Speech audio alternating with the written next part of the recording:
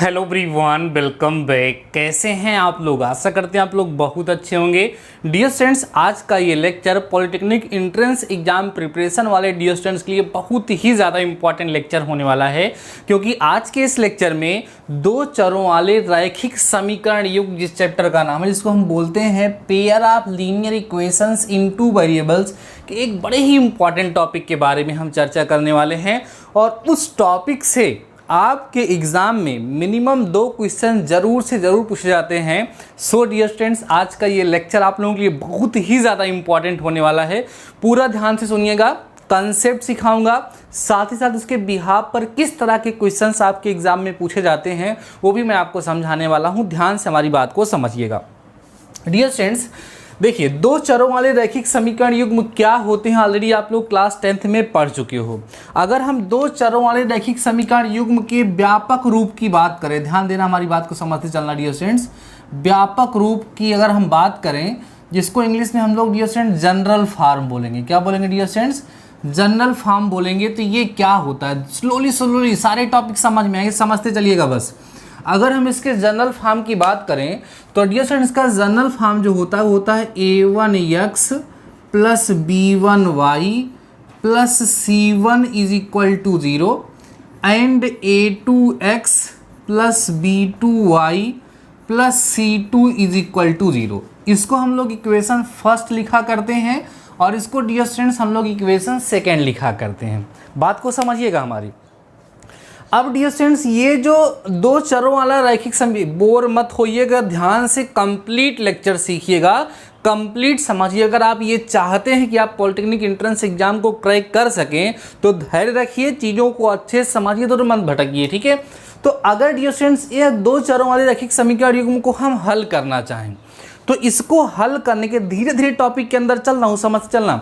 तो dear students, को हल करने की जो विधियाँ होती हैं, विधियों की बात कर रहे हैं। किस चीज़ की विधियां डियर स्टूडेंट्स? इसको हल करने की विधियां, मेथड्स, ठीक है। दो चरों वाले रैखिक समीकरण युग्म को हल करने की जो विधियां होती हैं, उसको हल करने की डियर स्टूडेंट्स 2 विधियां होती हैं। एक विधि का नाम होता है ग्राफीय विधि या आलेखीय विधि। ग्राफीय विधि, जिसको इंग्लिश में हम लोग डियर स्टूडेंट्स बोलेंगे ग्राफिकल मेथड। आराम से समझते चलिएगा, बहुत इंपॉर्टेंट लेक्चर है, ठीक है। क्या बोलेंगे डियर स्टूडेंट्स? ग्राफिकल मेथड इसको हम लोग बोलते हैं। और जो दूसरी विधि होती है बच्चों, उस विधि का नाम होता है बीजगणितीय विधि, ठीक है। क्या नाम है इसका? बीजगणितीय विधि डियर स्टूडेंट्स का नाम होता है, जिसको हम लोग इंग्लिश में अलजेब्रिक मेथड के नाम से जानते हैं। अलजेब्रिक मेथड के नाम से इसको हम लोग जानते हैं। और आप लोगों ने क्लास 10th में पढ़ा है, ये जो अलजेब्रिक मेथड होता है ये 3 तरीके का होता है। एक होता है प्रतिस्थापन, एक होता है विलोपन और एक होता है वज्रगुणन। Substitution, elimination and cross multiplication method 3 इसमें आते हैं। तो आज हम जिस टॉपिक पे डिस्कस करने वाले हैं वो टॉपिक है डियर स्टूडेंट्स हमारी ग्राफीय विधि। सबसे पहले हम लोग ये चर्चा करेंगे कि किसी भी दिए गए रैखिक समीकरण युग्म को ग्राफीय विधि से कैसे हम लोग हल करते हैं, और उसी के साथ मैं आपको सिखाऊंगा कि दो चरों वाले रैखिक समीकरण के हल कितने प्रकार के हो सकते हैं, कैसे कैसे उसको हम लोग समझेंगे, और इसी के आधार पर आपके एग्जाम में आप लोगों से क्वेश्चन पूछा जाता है। तो आइए डियर स्टूडेंट्स, हम लोग यहाँ पर डिस्कस करना स्टार्ट करते हैं ग्राफीय विधि के बारे में। मैं एकदम बेसिक से आप लोगों को सिखाने का प्रयास कर रहा हूँ। एकदम आराम से धैर्यपूर्वक कॉपी और पेन ले लीजिए और हमारे साथ बैठिए। देखिए भी कितना बढ़िया से आपको मैं सिखा देता हूँ। किसके बारे में सबसे पहले हम चर्चा करेंगे बच्चों? ग्राफीय विधि, ठीक है। ग्राफीय विधि हम लोग चर्चा करने वाले हैं, समझने वाले हैं, जिसको हम लोग इंग्लिश में बोलते हैं ग्राफिकल मेथड। ग्राफिकल मेथड, ठीक है। समझिएगा ग्राफिकल मेथड या ग्राफीय विधि क्या होती है। डियर स्टूडेंट्स, में होता क्या है कि हम लोग, आपने सीखा है कि हम लोग इसमें ग्राफ बनाते हैं। जैसे मैं कोई एग्जांपल ले लेता हूँ, जैसे dear students x plus y is equal to 3, ये हमारा इक्वेशन फर्स्ट हो गया, and x minus y is equal to 1, ये हमारा इक्वेशन सेकेंड हो गया। अब इस इक्वेशन को हमें डियर स्टूडेंट्स क्या करना है? ग्राफिकल मेथड से, ग्राफीय विधि से हल करना है। तो आप लोगों ने क्लास 10th में इसको ग्राफीय विधि से हल किया है, इसलिए मैं टाइम वेस्ट नहीं करना चाहूँगा, बस डायरेक्टली टॉपिक पे आऊँगा। आपको पता है डियर स्टूडेंट्स, इसका हम लोग ग्राफ बनाते हैं कैसे? कार्टेशियन प्लेन पर दोनों के दोनों जो समीकरण हैं उनके लिए आलेख ग्राफ बनाया जाता है। ग्राफ बनाना नहीं आता तो मैं दिखा देता हूँ आपको। जैसे हम लोग यहाँ ले लेते हैं पहले समीकरण 1, ध्यान देना, समीकरण 1 से क्या है, x plus y is equal to 3 है, तो यहाँ y इक्वल टू बच्चों 3 माइनस एक्स आ जाएगा। अब यहाँ पर एक टेबल बना लेते हैं, यहाँ x लिख लेते हैं, यहाँ y, ठीक है, और x की अलग अलग वैल्यू रख करके, अलग अलग वैल्यू निकाल करके इसका ग्राफ हम लोग प्लाट करते हैं। क्लास 10th में आप लोगों ने सीखा है, जैसे x 0 रखोगे बच्चों तो y 3 आएगा, सही है, और x 3 रखोगे तो y 0 आएगा, फिर यहाँ 1 रख दो 2 आ जाएगा, ये हो गया। अब इसको हम ला करके यहाँ पर प्लाट कर देते हैं, जैसे यहाँ 1 2 3 4 5 6 7, बोर मत होइएगा, समझते चलिएगा। यहाँ पर 1 2 3 4 5 6, ठीक है, तो हमारा 0,3 है, 0,3 बच्चों यहाँ आ गया, 3,0 हमारा यहाँ आ गया, ठीक है, 1,2 हमारा यहाँ कहीं आ गया। इन सबको मिला दिए तो ये जो हमारा पहला समीकरण दिया गया था, कौन सा, x plus y is equal to 3, जो हमारा समीकरण दिया गया था, इसका आलेख हम लोगों ने खींच लिया। यह आलेख बनाना डियर स्टूडेंट्स आप क्लास 9 से ही सीख रहे हैं, फिर भी मैंने सोचा आपको एक बार रिकॉल करके दिखाया जाए। अब जब पहले वाले समीकरण के लिए हम लोग ऐसे ग्राफ बना लेते हैं तो हम दूसरे समीकरण की बात करते हैं। पुनः यहाँ क्या ले लेंगे बच्चों, लिखेंगे समीकरण 2 से, ध्यान देना, जब हम समीकरण 2 को ले लेंगे तो क्या होगा, हमें यहाँ पर हमें मिलेगा बच्चों x minus y is equal to 1, तो y equal to x minus 1 कर सकते हैं इधर ला करके। अब इसके लिए भी टेबल बना लो, x और y मिनिमम 3 वैल्यूज निकाल ली जाती हैं, एक बार x की वैल्यू 0 रख दो, ये -1 आ जाएगा y की वैल्यू, ठीक है, और दोबारा x1 रख दो, ये 0 आ जाएगा, और यहाँ 2 रख दो बच्चों और 1 आ जाएगा। ध्यान दीजिए सभी लोग, बहुत ही आसानी से, ठीक है, 2 रख दीजिए तो कितना आ जाएगा, 1 आ जाएगा, और 1 रख दीजिए तो इस तरीके से हम लोग इसको अब क्या करेंगे डियर स्टूडेंट्स, इसका हम लोग ग्राफ बनाएंगे, मतलब इसका भी ग्राफ बनाएंगे। तो 0,-1 यहाँ कहीं आकर के नीचे बनेगा, 1,0 यहाँ बनेगा बच्चों, और 2,1 ध्यान दीजिए, यहाँ पर हमने 2 रखा है तो 1 आया है ना, तो 2,1 कहाँ आएगा, देखिए ध्यान से, 2,1 यहाँ कहीं आएगा, 2,1 बच्चों इसी लाइन पर ही आए, क्योंकि 2,1 इसको भी सेटिस्फाई करेगा। देखिए 2,1 y की वैल्यू 2 आएगी, अगर इसको 1 रखेंगे तो x की वैल्यू अगर 2 रखें तो ये 1 आएगा। यहाँ देख लीजिए 2,1 भी यहाँ पर आएगा, तो इसी लाइन पर आएगा। इसको हम लोग क्या करते हैं, इसे ग्राफ ड्रा कर देते हैं। तो होता क्या है डियर स्टूडेंट, जब दोनों लाइन का ग्राफ हमें मिल जाए, जैसे ये हो गया हमारा x minus y is equal to 1, तो जब दोनों लाइन का ग्राफ हम लोग ड्रा कर लेते हैं तो दोनों लाइन के जो ग्राफ होते हैं दूसरे को जिस पॉइंट पर इंटरसेक्ट करते हैं वही उसका हल कहलाता है। अब ये किस पॉइंट पर इंटरसेक्ट कर रहे हैं बच्चों, 2,1 पर, तो इसका मतलब इसका solution x is equal to 2 होगा और y इक्वल टू 1 होगा। चेक भी कर सकते हैं, यहाँ रख करके चेक करोगे तो 2 + 1 इक्वल टू 3 आएगा, सेटिस्फाई हो रहा है, 2 - 1 इक्वल टू 1 आएगा, सेटिस्फाई हो रहा है।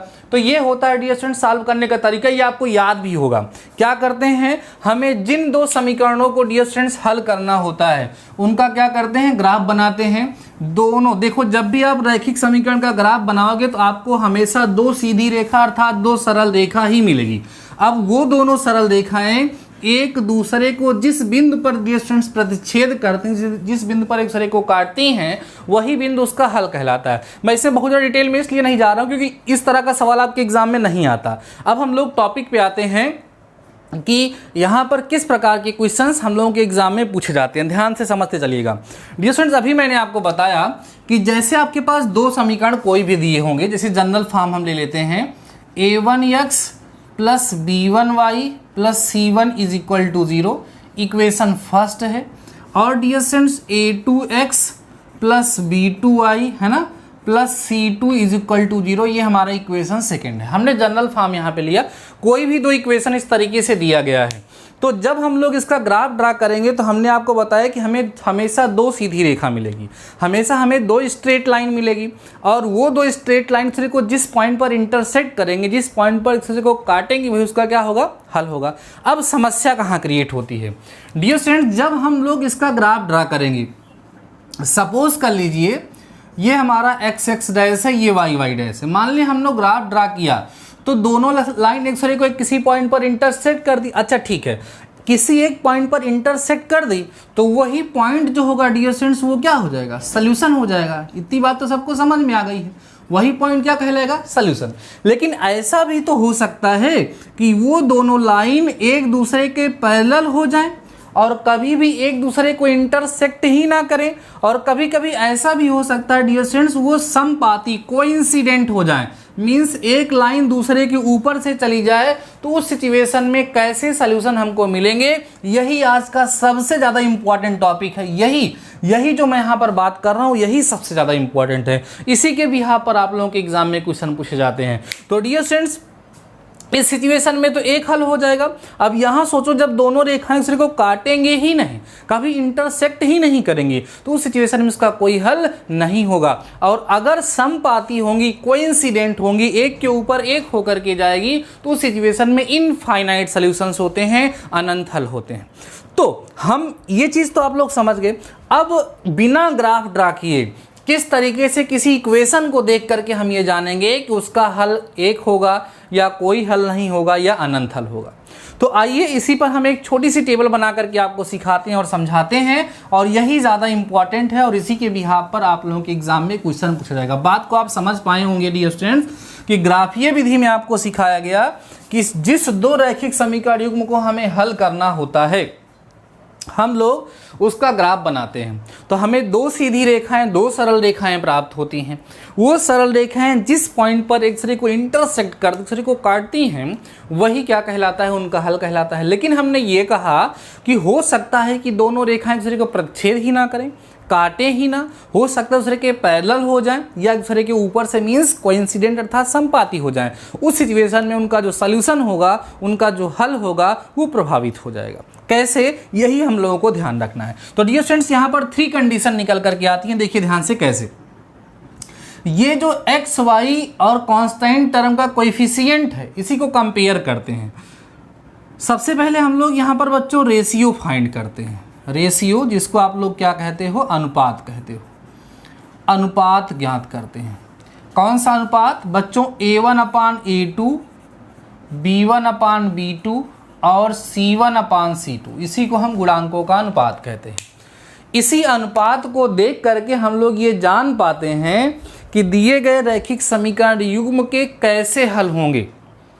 एक हल होगा, कोई हल नहीं होगा या अनंत हल होगा, और इसी के भी यहाँ पे क्वेश्चन पूछे जाएंगे।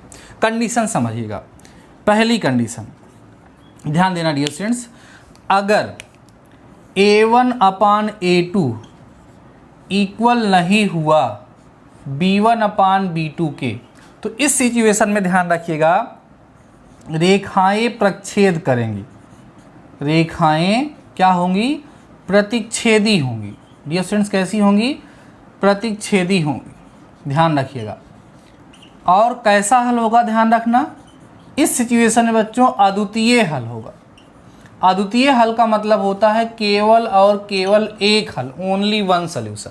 ये पहली कंडीशन है, मैं भी दिखाता हूँ आप लोगों को। दूसरी कंडीशन है बच्चों कि जब A1/A2 की वैल्यू इक्वल हो जाए B1/B2 के, लेकिन ये इक्वल ना हो C1/C2 के, तो ध्यान रखिएगा रेखाएं जो होंगी वो आपकी यहाँ पर समांतर होंगी। और इस सिचुएशन में बच्चों आपको पता है कि जब रेखाएं समांतर हो जाएंगी, लाइंस पैरेलल हो जाएंगी, एक दूसरे को इंटरसेक्ट ही नहीं करेंगी, एक दूसरे को काटेंगी ही नहीं, तो उस सिचुएशन में क्या होगा, कोई हल नहीं होगा। ध्यान रखना, क्या होगा, कोई हल बच्चों नहीं होगा। उस सिचुएशन में कोई हल नहीं होगा। ठीक है, अगली कंडीशन होती है तीसरी, अगर A1/A2 ध्यान देना बच्चों बराबर हो जाए B1/B2 के और बराबर हो जाए C1/C2 के, तो इस सिचुएशन में जो रेखाएं होती हैं बच्चों वो समपाती, इसको बोलते हैं कोइंसिडेंट हो जाती हैं, और इस सिचुएशन में समीकरण का अनंत हल होता है, मीन्स बहुत सारे सॉल्यूशन होते हैं। अब एक छोटी सी बात यहाँ पर और ध्यान देनी होती है, इस वाली सिचुएशन को बच्चों संगत हल कहा जाता है। कौन सा हल कहेंगे, संगत हल कहते हैं। और इसको बच्चों असंगत हल की कंडीशन में रखा जाता है, असंगत हल। और इसको बच्चों बोलते हैं आश्रित संगत, क्या बोलेंगे, इसको आश्रित संगत की कंडीशन में डियर स्टूडेंट्स रखा जाता है जी, इसको आप लोग ध्यान रखिएगा। यही मेन लॉजिक है। बस इतनी चीज़ जो मैंने यहाँ पर आपको बताई है, अगर ये चीज़ आपको क्लियर हो गई है, इसको आप लोगों ने समझ लिया है, तो आपके एग्ज़ाम में पूरी संभावना है कि 1 से 2 क्वेश्चन ज़रूर से ज़रूर आपके एग्ज़ाम में पूछे जाएंगे। आइए हम लोग बात करते हैं कि कैसे क्वेश्चन हम लोगों से पूछे जा सकते हैं। देखो डियर स्टूडेंट्स, कहेगा 2x + 5y + 7 = 0, x + 9y + 5 = 0। ये आपके पास 2 चरों वाला रैखिक समीकरण युग्म हमें दिया है। हमसे पूछेगा कि इस रैखिक समीकरण युग्म का हल कैसा होगा। ऑप्शन में रहेगा अद्वितीय हल होगा, अनंत हल होगा, कोई हल नहीं होगा, या संगत असंगत वाली कंडीशन दे करके भी वहां पर आप लोगों से पूछ सकता है। तो बोलो डियर स्टूडेंट्स, हम लोग कैसे करेंगे। सबसे पहले हम लोग रेशियो फाइंड करेंगे। क्या फाइंड करेंगे डियर स्टूडेंट्स? रेशियो फाइंड करेंगे। मीन्स a1/a2, b1/b2 और c1/ct की वैल्यू को क्या करेंगे? फाइंड करेंगे। आइए देखिएगा, यहाँ से a1/a2 की वैल्यू निकालोगे तो 2/1 मिलेगा, b1/b2 की वैल्यू निकालोगे बच्चों 5/9 मिलेगा, c1/c2 निकालोगे तो 7/5 मिलेगा। देख रहे हैं आप लोग। आप यहाँ देखेंगे तो डियर स्टूडेंट्स, a1/a2 जो है क्या वो इक्वल है b1/b2 के? इक्वल नहीं है। तो आपको पता है इस सिचुएशन में अभी मैंने आपको बताया कि कैसा हल होगा, अद्वितीय हल होगा, यूनिक हल होगा। और अगर मान लीजिए उसका जो ग्राफ है उसकी रेखाओं के बारे में पूछ रहा है कि रेखाएं कैसे होंगी, प्रच्छेद होंगी, प्रच्छेद करेंगी, या समांतर होंगी, या संपाती होंगी, तो आप लोग बता देंगे कि इस सिचुएशन में रेखाएं क्या होती हैं? प्रच्छेदी होती। इसीलिए मैंने आपको स्टार्टिंग में बताया, क्योंकि एक हल तभी आएगा जब रेखाएं प्रच्छेद करेंगी। तो एक तो इसके बिहाफ पर आ सकता है कि कैसा होगा। मैं एक एग्जांपल दे देता हूं, आप लोग मुझे चेक करके बताइएगा कि यहाँ पर रेखाएं कैसी होंगी। जैसे मान लीजिए हमने लिख दिया 2x + 5y = 10, हाँ, x प्लस ठीक है 10y = 9। आप बताइएगा इसका हल कैसा होगा। आप ये टास्क में रहेगा, आप लोग इसको करेंगे। और x + y = 5 और यहाँ पे बच्चों 2x + 2y = 10। इसको आप लोग बताइएगा कि दोनों कंडीशन में हल कैसे आएंगे, इस सिचुएशन में हल कैसा होगा और इस सिचुएशन में हल कैसा होगा। आप क्या करेंगे dear students, a1/a2, b1/b2, c1/c2 ना, सारी वैल्यूज़ को निकाल करके कंपेयर करिएगा। कंपेयर करके आप चेक करके मुझे बताइएगा कि इसके सोल्यूशन कैसे होंगे। तो ये तो पहला टाइप हो गया डियर स्टूडेंट्स, जिस आप लोग इसको नोट कर लीजिए। ये तो पहली कंडीशन हो गई जब आपसे नेचर पूछेगा। ध्यान दीजिए कितने कितने तरह के क्वेश्चन पूछे जाएंगे। 2 तरह का क्वेश्चन यहाँ से बनेगा। पहली सिचुएशन में तो केवल आपसे नेचर पूछ लेगा कि भाई इसका जो हल होगा वो कैसा होगा, या कितने हल होंगे, या रेखाएं जो होंगी वो समांतर होंगी, या संपाती होंगी, या प्रच्छेद करेंगी। तो उसके लिए आप लोगों को कोई दिक्कत नहीं होगी, आप लोग कर लेंगे। अगला टाइप देखिएगा, जैसे कहेगा बच्चों x + ky + 5 = 0। ये हमारे पास पहला इक्वेशन दिया है। और यहाँ बच्चों मान लीजिए हमें दे दिया गया है 2x, ठीक है, 2x दे दिया गया। और यहाँ पर फिर बच्चों हमें दे दिया गया, मान लीजिए कि 10y दे दिया गया + 9 = 0। ये इक्वेशन सेकेंड हो गया। अब आपसे बोल देगा इस रैखिक समीकरण युग्म का, ये जो pair of linear equation in 2 variable है, आपसे कह देगा डियर स्टूडेंट्स की कोई हल नहीं है। आपको क्वेश्चन में देगा इसका कोई हल नहीं है, कोई हल नहीं है। तो आपसे कहेगा कि k की वैल्यू ज्ञात कीजिए। ये ज़्यादा इंपॉर्टेंट है, ठीक है। तो कैसे हम लोग करेंगे, आपको ये पता होना चाहिए कि कोई हल ना होने की कंडीशन तब होती है जब लाइन्स पैरेलल्स होती हैं। जब लाइन पैरेलल होती है तो उसकी कंडीशन आपको बताया गया डियर स्टूडेंट्स कि a1/a2 इक्वल होगा b1/b2 के, इक्वल नहीं होगा c1/c2 के। तो इतने से ही अपना काम हो जाता है। हम क्या करेंगे, यहाँ पर डियर स्टूडेंट्स a1/a2 की वैल्यू निकाल लेंगे। a1/a2 देखो 1/2 मिलेगा। अगेन आप b1/b2 निकाल लेंगे डियर स्टूडेंट्स, तो यहाँ से आपको k/10 मिल जाएगा। ध्यान रखिएगा, आप चाहो तो c1/c2 निकालो या चाहो तो ना निकालो। क्यों निकालोगे, इसकी कोई ज़रूरत आपको नहीं, क्योंकि आपको वहाँ पर बहुविकल्पीय प्रश्न होंगे। तो आप कहोगे यहाँ पर बच्चों चूँकि कोई हल नहीं है, कोई हल नहीं है। अगर कोई हल नहीं है तो उसकी कंडीशन होती है कि a1/a2 बराबर होना चाहिए b1/b2 के। यही तो शर्त होती है।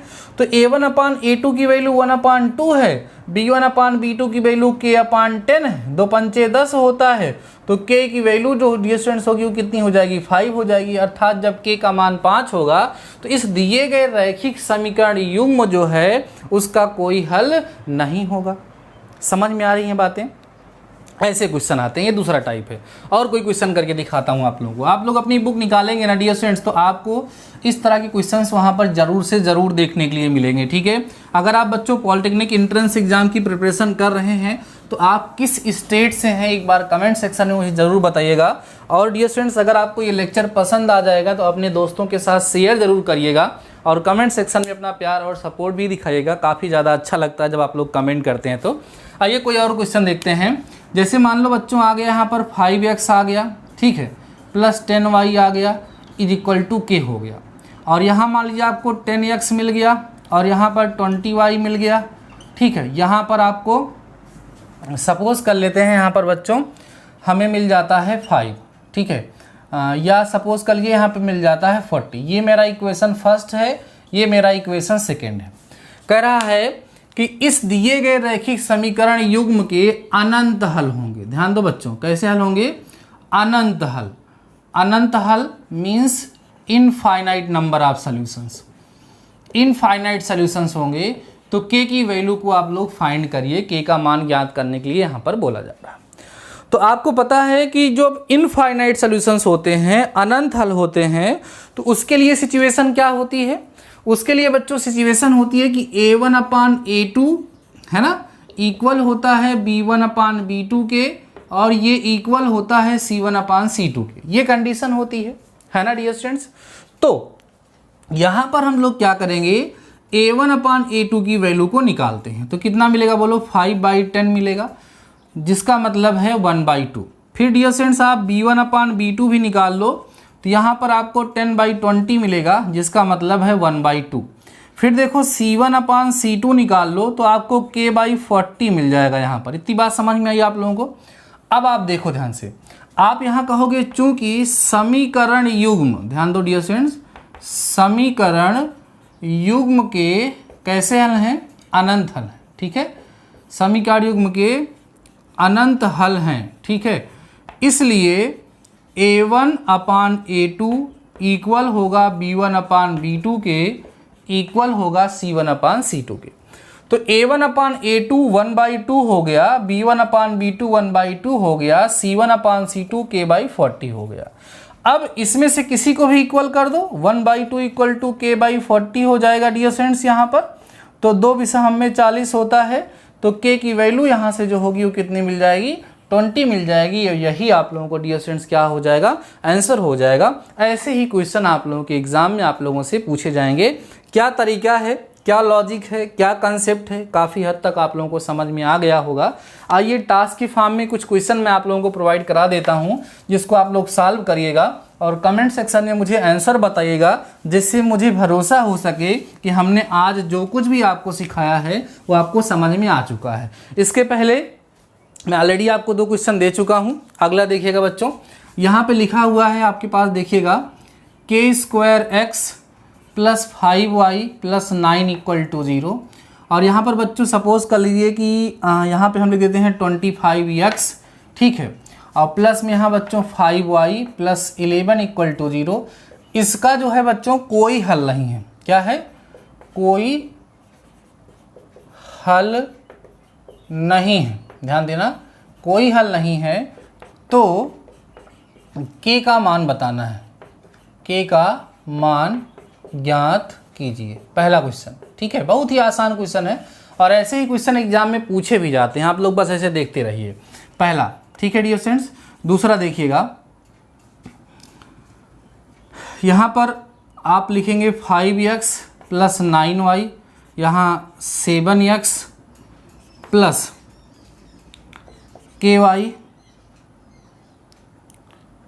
= 0 या =7 लिख दो, इक्वल टू आप यहाँ पर जो है यहाँ 5 लिख देते हैं, यहाँ 7 लिख देते हैं, ठीक है। इसके जो है बच्चों कैसे हल है, ध्यान रखिएगा, इसका जो है अनंत हल है। कैसा हल है, अनंत हल है। तो आप याद रखिए, तो आपको क्या करना है, के का मान ज्ञात कीजिए। यहाँ पर भी आपको क्या करना है डियर स्टूडेंट्स, के का मान आपको ज्ञात करना है। तो आज के इस लेक्चर के साथ हमने 4 क्वेश्चंस आज के टास्क में दिए हैं। इसके पहले नेचर के बिहाफ पर हमने 2 क्वेश्चन दिया है। यहाँ पर डियर स्टूडेंट्स के की वैल्यू को फाइंड करने के बिहाफ पर हमने 2 क्वेश्चन आप लोगों को दिया है। अगर आपको पूरा कंसेप्ट अच्छे से समझ में आ चुका होगा, आपको किसी प्रकार का कोई डाउट नहीं होगा, तो मुझे पूरा भरोसा है कि आप लोग 4 के चारों क्वेश्चन को आसानी से सॉल्व करेंगे और सॉल्व करके आकर के मुझे कमेंट सेक्शन में ज़रूर बताएंगे कि आपका आंसर कितना आ रहा है। मैं उसको देखूंगा, जितना भी हो सकेगा मैं आपकी हेल्प करूंगा। हाँ डियर स्टूडेंट्स, मैं आपसे कहना चाहूँगा कि अगर आप पॉलिटेक्निक एंट्रेंस एग्ज़ाम को क्रैक करना चाहते हैं, आप किसी भी स्टेट से हैं, यूपी से, बिहार से, झारखंड से, कहीं से भी हैं, तो आप हमारे साथ प्रिपरेशन करिए, आपका सिलेक्शन होगा। ऑलरेडी मैंने पूरा सिलेबस एक बार कवर कर लिया है, फिर भी मैं दोबारा आप लोगों को पढ़ा रहा हूं। अगर कोई स्पेशल टॉपिक, जैसे हमने ट्रिग्नोमेट्री पर एक स्पेशल लेक्चर प्रोवाइड करा है, उसमें पूरी ट्रिग्नोमेट्री एक ही लेक्चर में कंप्लीट करा दिया है। तो ये सारी चीज़ें हैं आपके अपने चैनल पर, मैं डिस्क्रिप्शन में उसका लिंक भी दे दूंगा, आप लोग देखना चाहें तो देख सकेंगे। पूरी ट्रिग्नोमेट्री एक ही लेक्चर मैंने कंप्लीट किया है। तो ठीक है डियर स्टूडेंट्स, आज के इस लेक्चर में बस इतना ही। मिलते हैं नेक्स्ट लेक्चर के साथ, तब तक के लिए शानदार रहिए और पढ़ते रहिए। All the best.